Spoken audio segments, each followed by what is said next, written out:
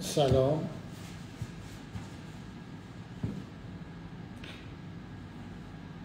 سلام به همه عزیزان و همراهان گرامی. با عرض پوزش اینترنت متاسفانه تو لحظه‌ای که ما باید کار رو شروع می‌کردیم قطع شد و حالا هم امیدوارم که دوباره قطع نشه. کل سیستم ایران دیگه متاسفانه بی برنامگی. عذر میخوام دوباره بابت تأخیر و امیدوارم که قطع نشه. سلام مجدد به همه همراهان عزیز و گرامی. خوش اومدین به این لایو تخصصی که قراره درباره یکی از شایع ترین و دردسرسازترین مشکلات مو امروز تو این لایو صحبت کنیم و اون هم موخوره هستش. من ادریس مولودی هستم، مدرس رسمی برند اسکیپ و اگر بار اولتون اینجا هستین دوست دارم بهتون این خبر رو بدم که ما از این به بعد در یک زنجیره لایو تخصصی اینی کمک کنیم که سلامت موی شما حفظ بشه و زیبایی موهاتون ماندگار بمونه. دوستان حالا من هستم، صدامو داریم؟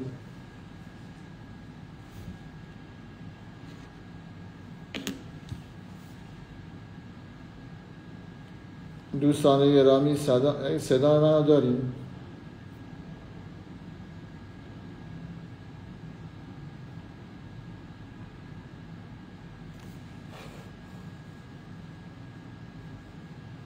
بله تایم کلاس ها رو از این به بعد قطعا اطلاع رسانی میکنیم.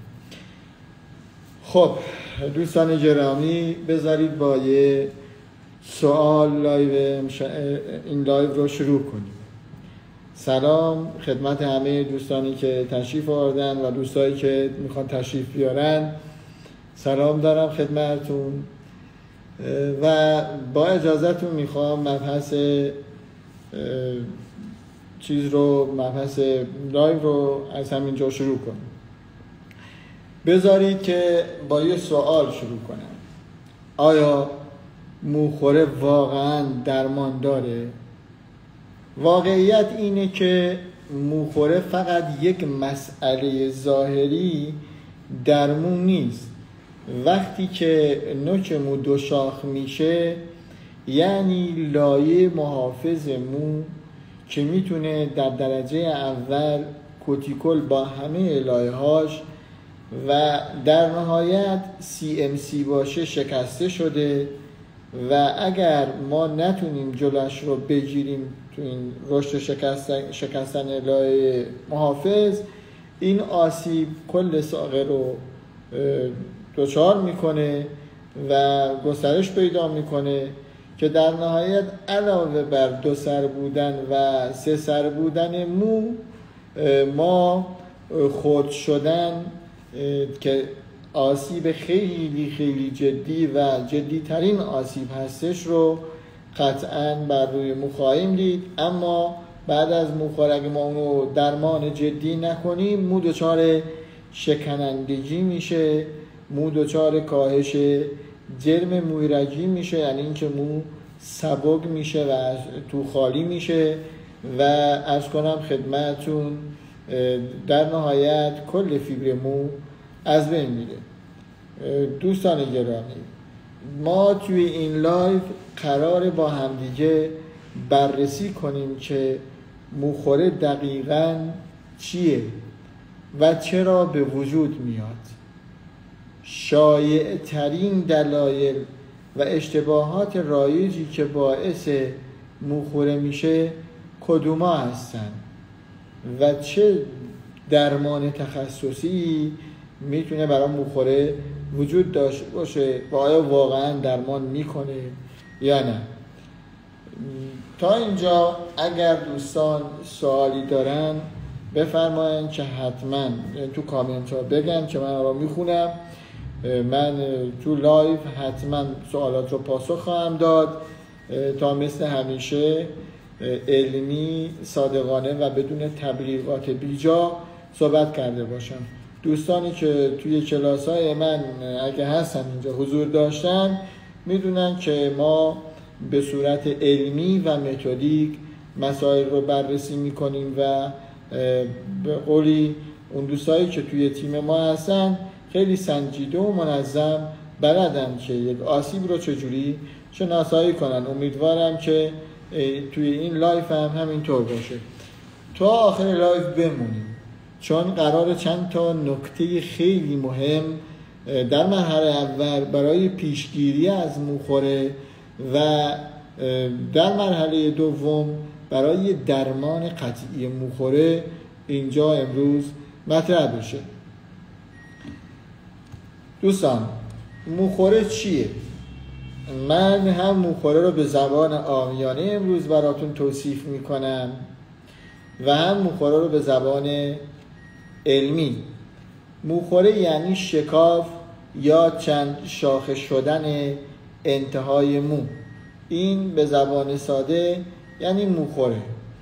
در زبان علمی بهش میگن تریچوپلاستیوس یا آسیبی که لایه بیرونی مو یعنی کوتیکل مثل یک زره محافظ عمل میکنه، آسیب میبینه و این باعث میشه سلولهای کورتکسی از هم دیگه باز بشه و قسمت درونی مو یعنی فیبر و کورتکس در معرض هوازدگی، حرارت مستقیم و یا استکاکی که ماهی نشونه کردن یا شستشو قرار میگیره و شروع میکنه به شکافتن. به این شکافتن در اصطلاح عامیانه گفته میشه موخوره. توی انگلیسی بهش میگن split end. چطور بفهمیم موخوره داریم؟ تشخیص سادهش این است: اگر دیدید نوک موهاتون دو شاخه یا چند شاخه شده، خب این قطعا موخوره است.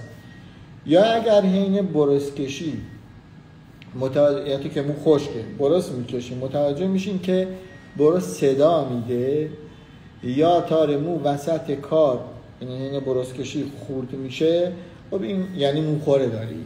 یا وقتی که به نوک موها دست میزنی یه حالت گره مانند یا زبری روی این نوک موها هست و حس میکنی خیلی خشکه، این هم خودش نوع موخوره هستش. پس ما سه نوع توی تشخیص، سه نوع موخوره رو ما میتونیم تشخیص بدیم. اما این موخوره باید مو خشک باشه که ما تشخیص بدیم. وقتی که مو خشک، مو دو سر یا سه سر یا اینجوری دیده میشه، این یعنی یک موخوره کامل موخوره داریم ما، یعنی CMC به معنای کلمه آسیب دیده. یا اگر وقتی که برس میکشیم روی مو صدا میده، صدا میده و یا شاید مو وسط کار خورد بشه، این هم یعنی موخوره داریم. یا وقتی که به نوک موهاتون دست میزنین احساس میکنین زبر یا گره خورده یا خشکه، اینم باز یعنی این که شما موخوره دارین. عرض کنم خدمتون اینا شد راهکارهایی که موخوره دارین، تشخیص این که موخوره دارین یا ندارین. حالا چرا این اتفاق میفته؟ یعنی این قسمت به طور عامیانه همه پیج ها و همه دوستان و همه همکارها معمولا این رو میگن: چی منجر به این میشه که شما یک موی دچار موخوره بشه؟ این عامیانهش میگه استفاده مداوم از سشوار و اتو، مثلا برس‌های حرارتی، مواد شیمیایی مثل رنگ و دکلورو ریباندین، شستن با شامپوهای خشن و قلیایی، کمبود تغذیه مناسب در مو، استفاده نکردن از روتین درست برای مو و اینها دلایلی هستن که معمولا بیان میشه. اینها در واقع دلیل ایجاد موخوره نیستن، اینها پیش زمینه ایجاد دلیل موخوره هستن. یعنی اگه ما اینها را انجام بدیم در داخل موی ما دلیل اینجاست، یک جایی آسیب میبینه و اونجا میشه موخوره. دوستان گرامی، امروز من میخوام راجع به موخوره قدری بیشتر تخصصی‌تر و علمی‌تر بپردازم و از اون فرمت بازاری یا غیر حرفه‌ای بیایم بیرون و تخصصی چه کسایی که تو خونه میخوان از موهاشون مراقبت کنن یا موخوره دارن، خانمای خونه دار یا خانمایی که میرن سر کار و موخوره دارن، و یا چه اونهایی که تراپیست و درمانگر هستن و میخوان نیاز مشتریاشون که دچار موخوره شدن رو برطرف کنن. امروز ما راجع به این صحبت میکنیم. ببینید هر تار مو از 3 لایه درست میشه، این به طور عامیانش. یک لایه بیرون ترین لایه موست که خودش اسمش کوتیکوله. این کوتیکول خودش از 6 الی 8 لایه درست شده. اگر بریم داخلتر، هم عمیق‌تر بریم، یک لایه دیگه داریم به اسم کورتکس که مغز و هستی واقعی وجود یک تار مو همین کورتکس هستش. حالا بیایم بررسی کنیم. آسیب از بیرون به مو تحمیل میشه و مو پروسه تولیدش از داخل به بیرون بوده. یعنی اول یک تار مو از ماتریکس درست میشه، اجتماع این ماتریکس ها با هم دیگه یه میکروفیبر رو درست میکنن و اجتماع این میکروفیبر یک ماکروفیبر رو درست میکنن. از اجتماع چند ماکروفیبر یک سلول کورتکسی درست میشه و از اجتماع چندین سلول کورتکسی یک کورتکس درست میشه که دور این کورتکس یک لایه‌ای وجود داره به اسم CMC یا غشای یا کامپلکس غشای سلولی و دور اون هم لایه‌های مختلف کوتیکول وجود داره. حالا اینکه من این مبحث رو باز کردم، دوست دارم از نگرش درست به مو نگاه کنیم. وقتی که یک تار مویی دچار آسیب میشه، آسیب از بیرونی ترین لایه به مو تحمیل میشه. یعنی در مرحله اول بیرونی ترین لایه کوتیکول که اون خودش اسمش متیل اگزانوئیک اسید، اسمش هر سورفیسه. این هر سورفیس درست شده از متیل اگزانوئیک اسید که یک اسید چربه و مو رو آبگریز میکنه. اگر مو از این آبگریز بودن در بیاد، یعنی متخلخل بشه، شما باید این رو بدونین که اسید چرب متیل اگزانوئیک اسید موی شما آسیب دیده و این به مفهوم آسیب دیدن در مو هستش. حالا همین اگه آسیب ببینه، ما مو رو به صورت خشک و زبر میبینیم. اگه خیلی عمیق‌تر بشه، ما مو رو کدر میبینیم و اگر از کدری هم گذشت، یعنی ما یک موی خشک و زبر و کدر داریم، در نهایت این مو گره میخوره. اگر آسیب از این هم گذشت، یعنی ما یک موی گره خورده کدر زبر و خشک داریم، این مو دچار وز شدن میشه. وز شدن خودش یه نوع موخوره محسوب میشه. حالا اگر وز شدگی هم عمیق‌تر شد، آسیب یعنی دیگه کار داره به استخون میرسه و آسیب داره به کورتکس میرسه، یعنی CMC درگیر میشه. CMC آخرین سطح دفاع از سلولهای کورتکسیه که این سلولها رو به هم دیگه وصل نگه میداره. اگر آسیب به اونجا رسید، دیگه CMC که وقتی آسیب میبینه یک مو متلاشی میشه از لحاظ پیوندهای بین سلولهای کورتکسی که عامل این پیوند، دقت کنین، عامل این به هم چسبیدگی سلولهای کورتکسی چیزیه به اسم CMC. این CMC مثل چسب عمل میکنه. خب این یعنی ما دچار موخوره شدیم. مو رو به صورت 200 یا 300 میبینیم. خب مو دچار موخوره شده، در واقع این ما متوجه شدیم علت ایجاد موخوره آسیب لایه CMC هستش که اگه این آسیب ببینه، سلولهای کورتکسی از هم باز میشه و ما یک موی متلاشی شده رو میبینیم. اما خبر این خوب اینه که برای این کار، یعنی برای درمان موخوره، واقعا درمان وجود داره. فقط باید علمی و درست و تکنیکی خیلی سنجیده این درمان انجام بشه.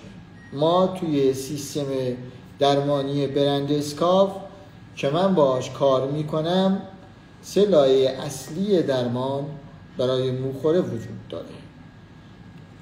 خب ما توی این لایو میخوایم درمان ریشه‌ای موخوره که همون بازسازی لایه CMC مو هستش رو بررسی کنیم. این هم یک کیتی هست به اسم کیت تخصصی کورتیزاسیون یا احتیاط مو که کار اون ترمیم کردن اون زخم سطح کوتیکول و سطح CMC هستش از طریق بازسازی، شارژ کردن و پر کردن این لایه. این کیت برای ترمیم عمیق فیبر مو طراحی شده و به طور تخصصی لایه CMC رو بازسازی میکنه. حالا آیا کراتین، پروتئین، بوتاکس میتونن موخوره رو درمان کنن؟ به طور قطع نه. نه کراتین درمان موخوره است. کراتین یک عامل تهاجم صافیه و کاری برای بازسازی مو انجام نمیده. پروتئین یک عامل لیپیدی سنگینه که اون هم یک کار دیگه‌ای باید انجام بده. بوتاکس هم به طور تخصصی کارش و فوکوسش بایستی بر روی زخیم سازی، پر کردن کوتیکول و یک دستسازی مو فوکوس داره و کاری به درمان اینها هم نداره. خب پس نه کراتین، نه پروتئین و نه خدمتون بوتاکس کارشون درمان کردن موخوره نیست. دوستان گرامی، من امروز در مورد مسائلی که میخوایم صحبت کنیم اینا بود که عرض کردم. یکی این که موخوره چیه؟ متلاشی شدن فیبر مو، 200 یا 300 شدن فیبر مو به زبان عامیانه موخوره است. آیا همین موخوره است؟ نه. وقتی که مو رو در خشکی شونه میکشیم، حالا یه مرور میکنیم و صدای بین مو، این استکاک شونه و مو به گوشت میاد، این موی شما دچار موخوره شده، منتها فعلا نرسیده به اون مرحله‌ای که سل کورتکس ها از هم باز بشه. اگر نوک موهاتون رو دست میزنین احساس میکنین یه نوع زبری و گره روی نوک موهاتون هست، اون هم یه نوع دیگه از موخوره هستش. پس اینجا ما میدونیم که موخوره اینا هستن و برای اینها آیا قیچی کردن مو، یعنی کوتاه کردن مو، میتونه درمان باشه؟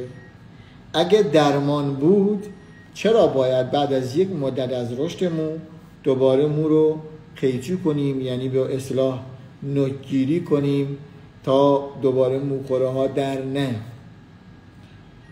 اینی که من خدمتتون عرض میکنم درمان ریشه‌ای موخوره هستش.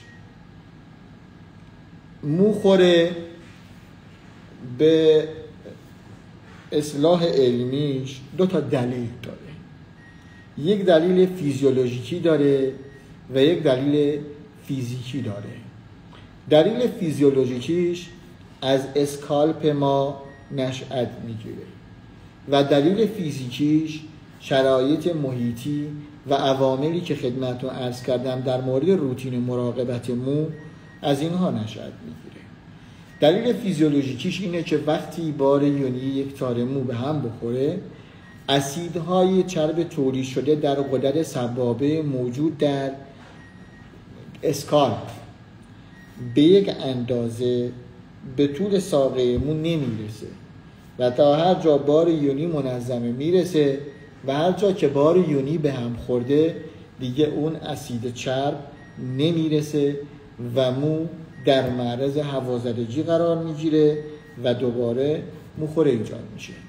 راه درمان موخوره از لحاظ فیزیولوژیکی مرتب کردن بار ایونی مو تا اسیدهای چرب تولید شده در غدد سبابه از ریشه تا نوک ساقه به یک اندازه پخش بشه و همین اسید باعث میشن که مو آبگریز بشه. مطرح ترین و مهمترین اسید چربی که نقش آبگریز کردن اولیه مو رو ایفا میکنه اسیدی به اسم متیل اگزانوئیک اسید که یک اسیدی هستش، یک اسید چرب مشتق شده هستش، از غدد سبابه ما ترشح میشه. این دلیل فیزیولوژیکیش بود. دلیل فیزیکی موخورم اونی بود که خدمتون عرض کردم، یعنی این که آسیب لایه به لایه به مو میرسه و در نهایت مو دچار موت و تخصصی من موخوره رو برای شما عرض کنم تعریف کردم. حالا میریم رو پروسه درمان موخوره و یا مراقبت از مویی که دچار موخوره نشه. در مرحله اول برای اونایی که موهای سالم دارن و موهاشون دچار موخوره نشده میخوام راجع به هرم مویرجی مراقبت از مو که یک الگوی استاندارد جهانی است قدری صحبت کنم. دوستان گرامی، هرم مویرجی مراقبت از مو شامل دو قسمت است، یک مراقبت داخل حموم و یک مراقبت بیرون حموم. مراقبت داخل حموم شامل چند آیتم هستش. آیتم اولیه که شوینده است باعث یک شوینده متناسب با شرایط اسکالپ یعنی پوست سرتون انتخاب کنید. آیتم دوم که باید یک عامل مغذی باشه و اون هم ماسک مو هستش. ماسک مو بایستی با توجه به نیاز فیبر موتون انتخاب بشه. و عامل سوم که عامل تثبیت و متعادل کننده pH، تثبیت کردن مواد ماسک و همچنین خنثی‌سازی بار آنیونی تشریح شده شامپوست و اون هم آیتمی به اسم نرم کننده. متاسفانه ما توی ایران با توجه به بی سواد بودن، اینو من تأکید میکنم، با توجه به بی سواد بودن مسئله ماسک مو و نرم کننده رو دوستانی که ارائه دهنده آموزش هستن یا عمدی یا از روی ندانسته این رو مطرح کردن که ماسک مو نرم کننده یه کار همسان دارن و با هم من میخونم یه تعریف ویکیپیدیایی که میگه نرم کننده ها عامل مغذی های سطحی تری هستن و ماسک موها عامل مغذی عمیق تری هستن. این استدلال کاملا غلطه. اگه شامپو آنیونیه، ماسک مو خنثی‌ساز، قطعا باید یک بار کاتیونی در مقابل آنیون شامپو بر روی مو قرار بگیره تا این بافت از حالت آنیون تشریح شده در بیاد و یک موی سالم بدون وز و بدون گره به ما بده. پس دقت بفرمایید، اگر بحث اقتصادی بودنه این یه داستان دیگه است، اگر بحث استاندارد و روتین درسته داستان دیگه است. ما توی یک شرایطی این روتین رو باید رعایت کنیم. حالا کسایی که موخوره ندارن اگر یک روتین درست داشته باشن به طور یقین اینا هیچ وقت دچار موخوره نمیشن. اما بیرون حموم روتین اینجوریه، اگه کسایی از سشوار یا از کنم خدمتون عوامل خشک‌کننده حرارتی استفاده میکنن، حتما بایستی از یک محافظ حرارتی یا یک سپر حرارتی استفاده کنن و در نهایت اگه کار خشک شدن 100% مو با استفاده از عامل حرارتی تموم شد، حتما بایستی از یک عامل فینیشر مثل سرم مو استفاده کنن. روغن ها به خودی خود سرم نیستن. سرم ها عواملی هستن که از روغنها درست میشن، اما روغن آرگان و نمیدونم روغن ایکس و ایگریگ و اینا نمیتونن سرم باشن.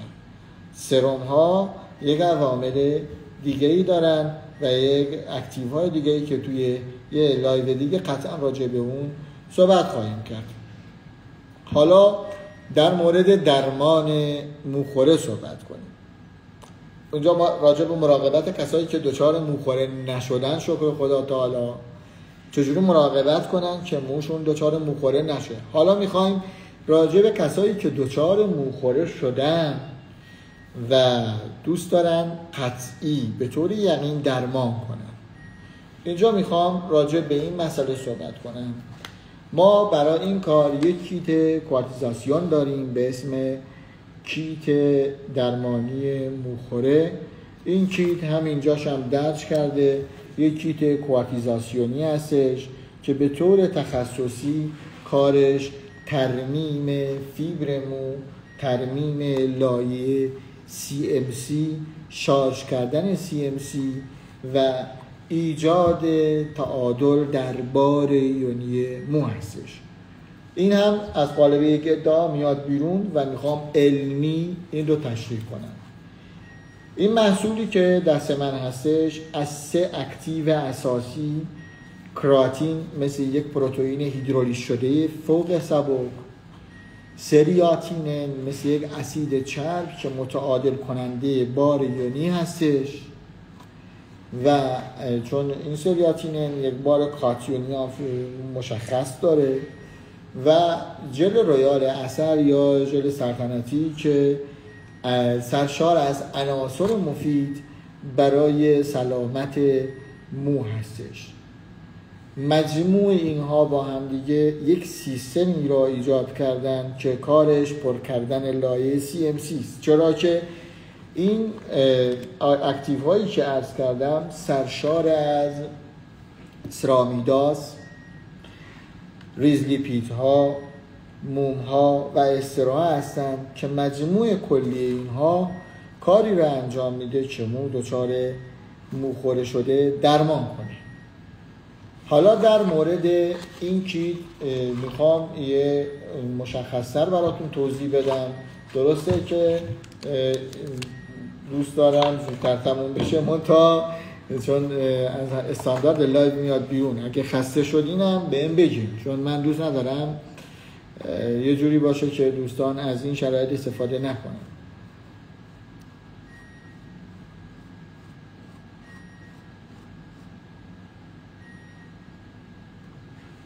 خب این کیت شامل این آیتم ها هستش. یک شامپوی قبل درمانه، یعنی این شامپو برای سالونه. این شامپو هستش. یک به قولی محلول امولیسیونی هستش که این ماده اصلی درمان ما هستش و یک بالم کننده یا مومیایی کننده مثل ماسک مو یا نرم کننده باید باشه که اثر این رو از کنم خدمتون تثبیت میکنه روی مو.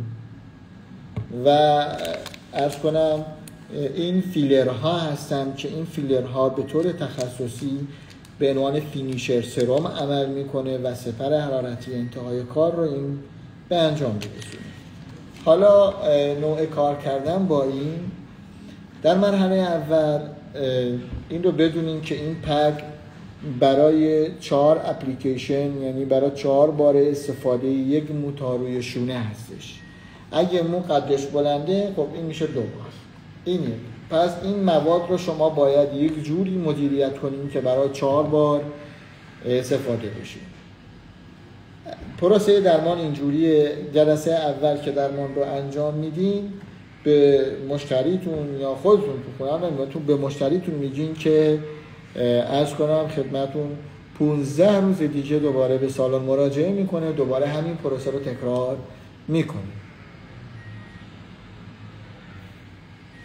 عرض کنم شما میتونین شخصی هم تهیه کنین، منتها کار کردن باهاش حرفه‌ایه. این من امروز توضیح میدم، موکل بود بسم الله. در مورد این داستان که دوستان این شامپو 2 بار با پشت سر هم، یعنی یه بار باش مو رو میشوریم، اون چربی و مواد اضافی رو میگیریم و آب میکشیم. خب بار دوم دوباره با همین شامپو میشوریم، آروم آروم ماساژ میدیم کفش، در حد 5 دقیقه به آرومی ماساژ بدیم و بعد از اینکه کف فرم خامه گرفت، یعنی حباب‌های کف کامل ریز شد، متراکم شد، اون وقت دیگه یعنی شامپو کامل عمل کرده و شما میرین مو رو تمیز با آب میشورین رو سرشون 100% مو رو بشورین. بعد شستشوی کامل مو دقیق بفرما، این محصول سرش اینجوری مثل رو ترجیح میدم. یه قطعه چکون شد،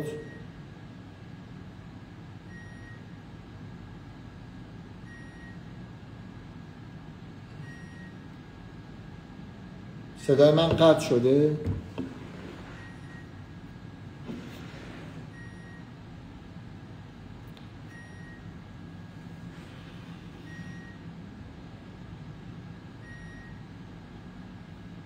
خب بعد از شستشوی کامل با شامپو عرض کنم خدمتون این رو با قطعه چکون ور می‌دارین. هر دسته مویی که مو باید 50% خشک بشه، این بعد شستشو با شامپو 50% آب مو رو با استفاده از حوله بگیرین، مو رو مرتب کنین با شونه و حالا با استفاده از قطعه چکون بر روی موهایی که 50% خشک و 50% نم داره از ریشه تا نوک ساقه به فاصله 3 انگشت، هر دسته مو رو که انتخاب کردین به فاصله 3 انگشت قطره از مواد رو بر روی مو بزنین، اپلای کنین و بعد ماساژ بدین، با شونه مرتب کنین.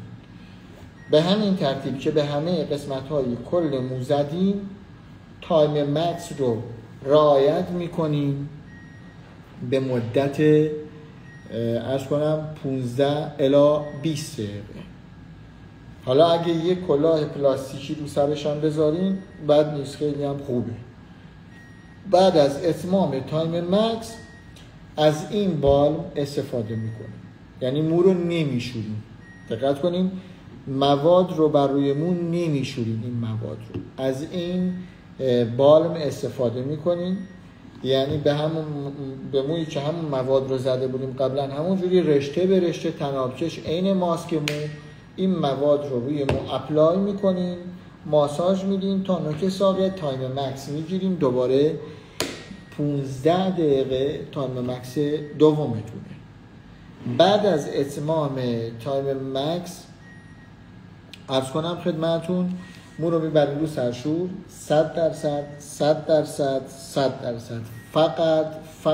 فقط با آب ولرم 100% آب کشی میکنیم و بعد از اتمام آب کشی از این فینیشر سرم استفاده میکنیم. چجوری؟ مو رو کامل آب کشی کردیم، در حد 70 الی 80% نم مو رو کامل بگیریم، در حد 20 تا 30% اجازه بدیم نم داشته باشه، کمتر هم باشه باز مشکلی نیست.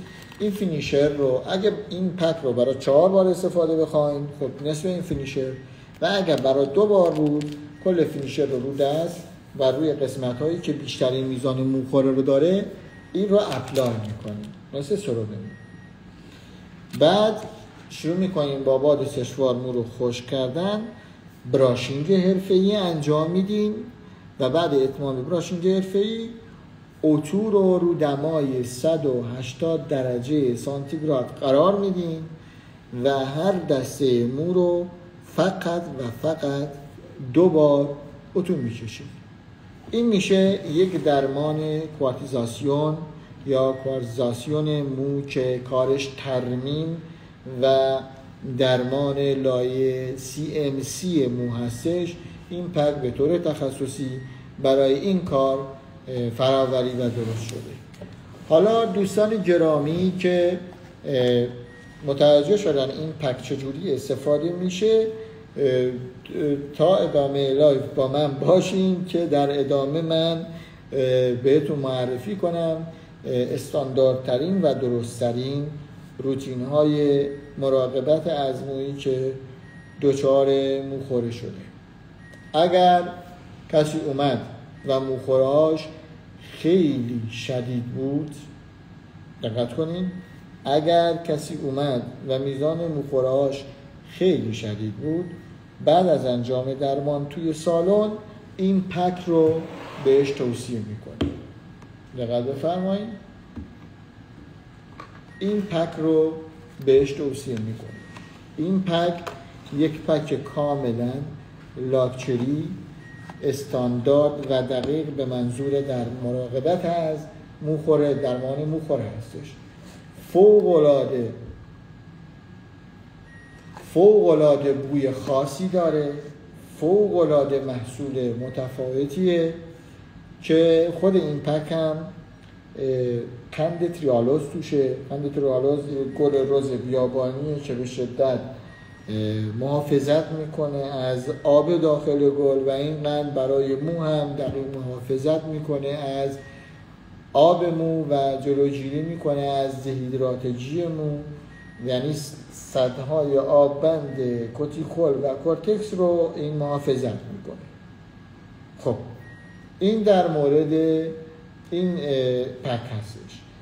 یک آیتم دیگه که این پک داره تکنولوژی فیلوکورتکس توشه، یعنی لایه فیبر مو رو مراقبت میکنه به منظور حفاظت درست از کورتکس و آمینو اسیدهای به صورت ریز داخل این پک هم به کار برده شده. عرض کنم خدمتون در مورد روتین درست این پک هم به این روشه.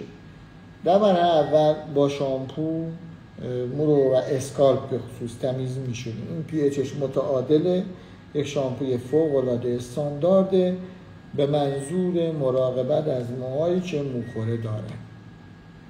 بعد این کار آبچکی اضافی مو رو با یه حوله بگیریم. این رو زحمت توی همون نباید دست خیس بذارید تو ماسک، بایستی با یه قاشق به اندازه ماسک رو برداریم و به صورت تنابکش از ریشه تا نوک ساقه به مو بزنیم. بعد اتمام این کار تایم مکس میگیریم 10 الی 15 دقیقه باید ماسک مو روی سر بمونه. این اگه به ریشه بخوره به شدت مناسبه و هیچ ایرادی نداره، فاقد نشاسته است، فاقد مواد نفتیه، فاقد آلرژن ها هستن و فاقد مواد چرب چسبناک و اینا هستن. پس این استاندارده. بعد اتمام این کار یعنی تایم مکس رو که رعایت کردیم 15 دقیقه مو رو میره سرشو تمیز میشوری، تو همون تمیز میشوری و آبچکی مو رو دوباره میگیری و از این نرم کننده استفاده میشه. این نرم کننده به منظور تعادل پی اچ و بار یونی مو هستش، یعنی هم پی اچ رو هم بار یونی رو این متعادل میکنه.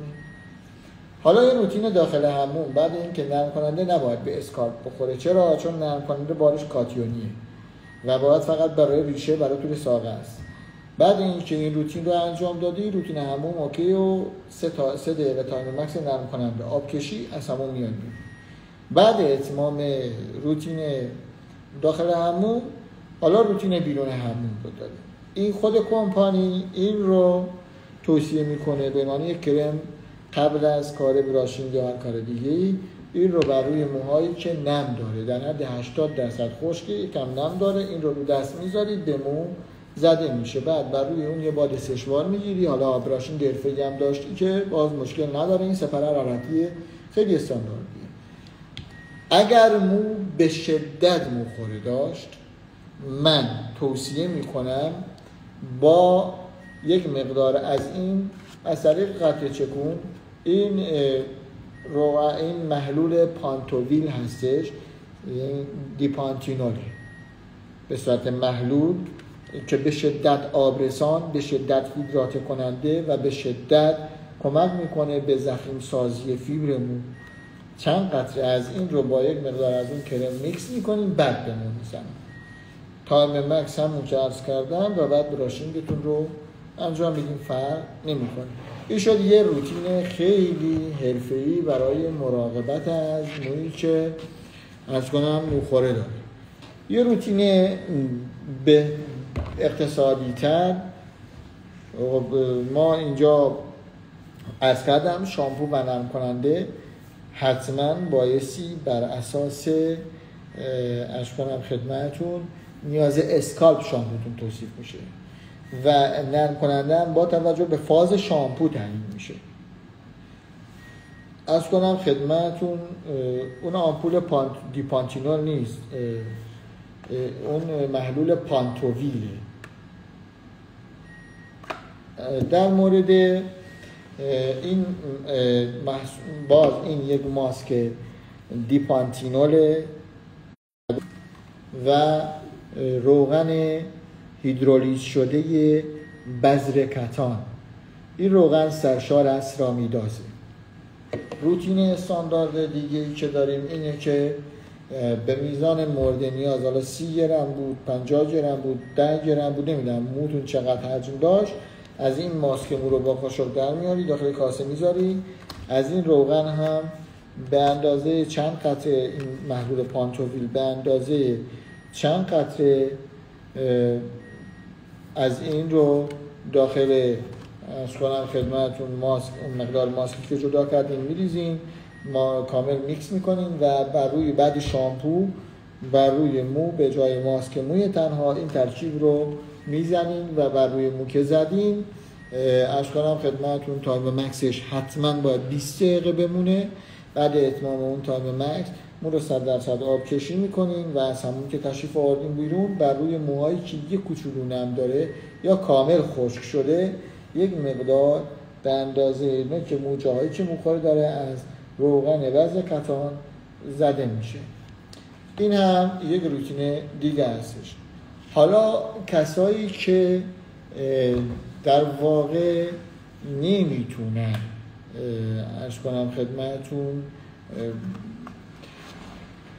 برن سالن موخورهاشون رو درمان کنن، در این حال صبر و حوصله هم دارن، به جای 4 جلسه توی 4-5 ماه منظم از یک روتین درستی که من بهتون میگم استفاده کنن، باز موخورهاتون درمان میشه. این روتین هم اینجوریه که این یک مولتی فانکشن آمازونیا هستش. مولتی فانکشن آمازونیا دقت کنیم از روغن آجیل های آمازون این فراوری شده.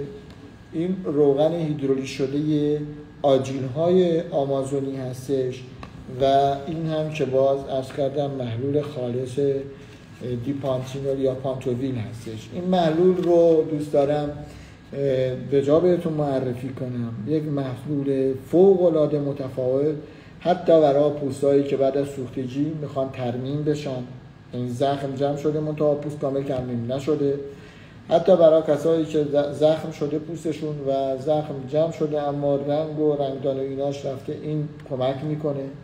محلول پانتوویل ترمیم کننده فوق العاده قدرتمنده، چه برای پوست چه برای مو، کاملا هیدرولیز شده هستش و کاملا استاندارد و درست و حسابی. اگه به اسکالپ بزنیم این خودش باعث میشه مو ضخیم بشه از ریشه.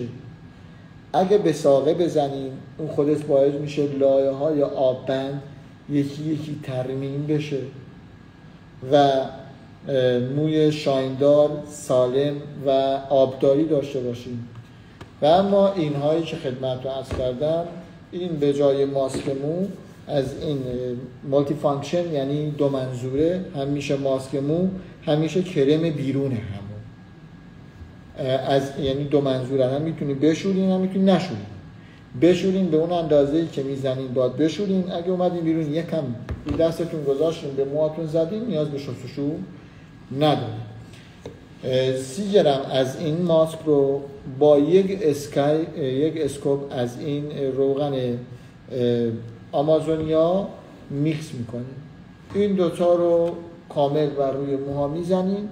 تایم مکسش در حد عرض کنم خدمتون 20 تا 25 دقیقه بمونه. بعد آبکشی کامل، از همون تشریف آوردیم بیرون، دوباره از همین ماسک به اندازه 4-5 گرم یه بند انگشت یا بیشتر با 2-3 قطره از پانتویل میکس کنین، بعد کامل به موهاتون بزنین و این به کمک میکنه به مرور طی چند ماه 3 تا 4 ماه موخوره ها کامل جمع بشه. خب دوستان، لایو بعدی ما هم در راه، یعنی ما چند روز آینده اطلاع رسانی خواهیم کرد و لایو بعدی رو حتما خدمتتون عرض خواهیم کرد. ببینید آمپول دیپانتینولی که شما براتون خیلی سوال شده با این محلول پانتویل فرق داره. آمپول دیپانتینول، درست دیپانتینول به صورت یونیزه است، این پانتویل خالص سبک شده یعنی هیدرولیز شده هستش. این روغن نیز اینم محلوله. آمپول دیپانتینول توی دیپانتینول تراپی، توی درمان جراحی قابل استفاده هستش که مبحث امشب لایو ما نیست و انشالله توی مباحث آینده، تو لایف آینده به اون مبحث قطعا خواهیم رسید. در مورد لایو آینده، چند روز آینده هم قطعا براتون اطلاع رسانی خواهد شد. اگر هم هنوز فالو نکردیم ما رو، لطفا همین حالا ما رو فالو کنید، چون از این به بعد قرار مطالب خیلی علمی و درستی توی لایو ها ارائه بشه، چون برای اینکه اطلاعات داشته باشین چه روزی لایوه و کی لایو برگزار میشه. ما یک شعار داریم، ما سالن های شما رو به کلینیک تبدیل میکنیم و یک شعار دیگه هم داریم برای خانمایی که تو خونه یا سالندار نیستن: به سلامت زیبایی موها و پوست سرتون فکر کنیم. سلامت ما زیبایی برای شما میاره، اینو شک نکنیم. و شعار اصلی و بیسیک لذت لمس هستش. اون لذتی که لمس میده، لمس موها، قطعا با ما همراه باشیم به اونجا خواهیم رسید و قطعا هم همینطور خواهد بود. امیدوارم که شب خوبی رو داشته باشیم و خسته نباشیم دوستان.